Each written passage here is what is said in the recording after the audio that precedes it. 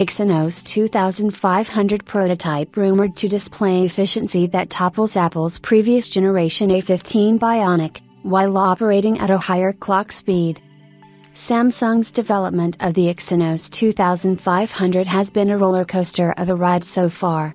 First, a notable analyst reported that due to poor yields of the company's 3nm gap process, its upcoming SoC would not ship in time, meaning that Qualcomm's Snapdragon 8 Gen 4 would exclusively power the Galaxy S25 series.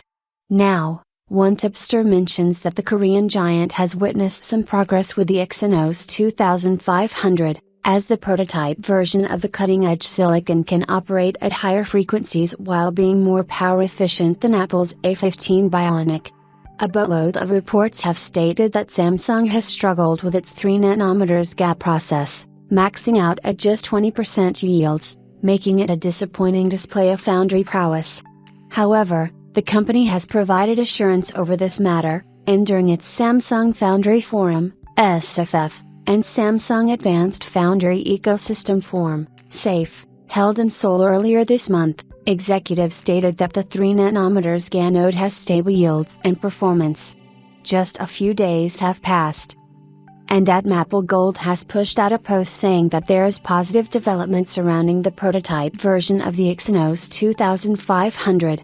Not only has Samsung been able to hit clock speeds of 3.20 GHz, which will help with single-core and multi-core performance numbers, but the SoC has outperformed Apple's A15 Bionic in power efficiency.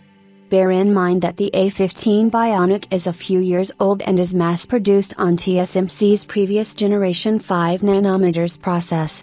Assuming Samsung wants to target the Exynos 2500 power level at the same range as the A17 Pro or go higher, it may have to drop those clock speeds, leaving some performance on the table.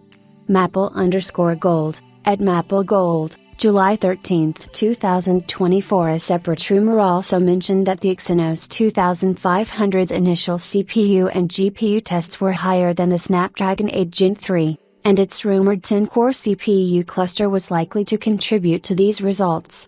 However, a higher CPU core count's biggest advantage is increased power draw, and if Samsung sticks with this configuration, it may not be possible to tweak the power efficiency of the upcoming silicon considerably.